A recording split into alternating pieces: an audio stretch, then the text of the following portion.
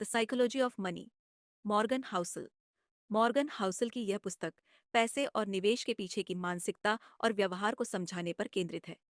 यह समझाने का प्रयास करती है कि धन से जुड़े निर्णय केवल गणितीय गणनाओं पर निर्भर नहीं होते, बल्कि इसमें हमारी व्यक्तिगत मनोवैज्ञानिक प्रवृत्तियां, आदतें, अनुभव और भावनाएं बड़ी भूमिका निभाती हैं। मुख्य अवधारणाएं और अध्यायों का सारांश। एक, हर व्यक्ति की अपनी अलग धन की कहानी होती है। हम सभी पैसे के प्रति अपने अलग अलग दृष्टिकोण और अनुभव रखते हैं। हमारा आर्थिक व्यवहार इस बात पर निर्भर करता है कि हमने बचपन में क्या देखा और सीखा। उदाहरण के लिए, जिन्होंने आर्थिक मंदी देखी है वे धन के प्रति अधिक सतर्क रहते हैं, जबकि जो आर्थिक समृद्धि में पले बड़े हैं वे जोखिम लेने के लिए अधिक तैयार होते हैं। 2, पैसा कमाना और पैसा बनाए रखना अलग अलग स्किल्स हैं। पैसा कमाने के लिए जोखिम उठाना पड़ता है, लेकिन उसे बनाए रखने के लिए सतर्कता और धैर्य जरूरी है। अक्सर लोग अधिक पैसा कमाने की चाह में लापरवाह निर्णय लेते हैं और अपने अर्जित धन को गंवा बैठते हैं। 3, बचत करना अमीर बनने से ज्यादा महत्वपूर्ण है। धनवान बनने के लिए जरूरी नहीं कि आपकी आमदनी बहुत अधिक हो, बल्कि महत्वपूर्ण यह है कि आप अपनी आय से कितना बचा पाते हैं।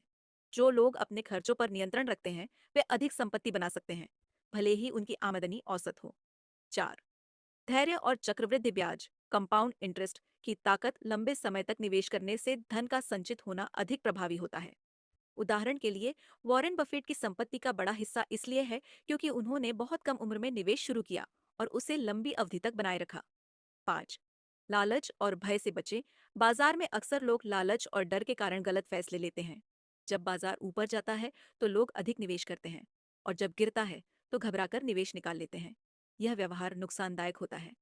6, स्वतंत्रता सबसे बड़ी संपत्ति है। पैसा कमाने का असली उद्देश्य यह होना चाहिए कि हम अपनी शर्तों पर जीवन जी सके। वित्तीय स्वतंत्रता का अर्थ यह नहीं कि आपके पास ढेर सारा पैसा हो, बल्कि यह है कि आप अपने समय और निर्णयों पर खुद नियंत्रण रख सके।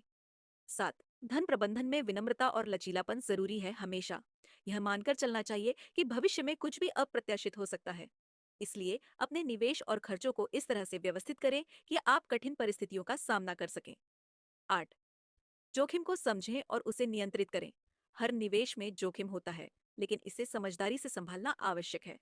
जरूरत से ज्यादा जोखिम लेने से बचें और अपनी वित्तीय स्थिति को संतुलित बनाए रखें। 9, पर्याप्त की समझ विकसित करें। हमेशा अधिक से अधिक कमाने और पाने की दौड़ में न लगे।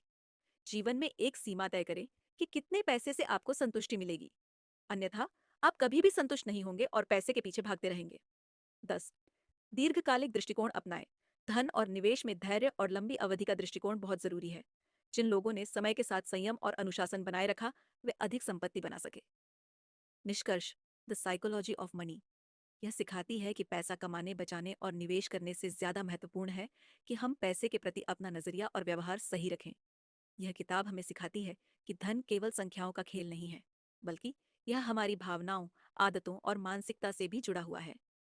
जो लोग वित्तीय सफलता प्राप्त करते हैं वे न केवल सही निवेश रणनीति अपनाते हैं, बल्कि अपने व्यवहार पर भी नियंत्रण रखते हैं। अगर आप धन प्रबंधन और निवेश को बेहतर समझना चाहते हैं तो यह पुस्तक जरूर पढ़नी चाहिए।